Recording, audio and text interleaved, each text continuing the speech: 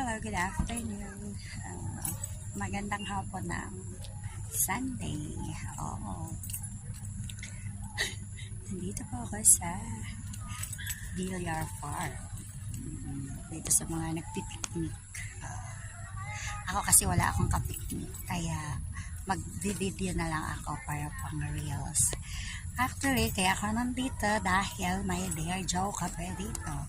After mag-video ko, tsaka magpalakad-lakad, dapat kasama ko si Mengay. Cold siya. Kaya hindi ko na siya sinama. Ako na lang mag-isa. Tsaka di naman siya papapasokin sa coffee shop eh. Bawal doon ng aso. Magagalit daw si Madam Cynthia Villar. Ayaw niya ng pet. Kaya di ko na siya sinama kasi bala ko pagkatapos magkakape ako. Para ma-relax kasi naman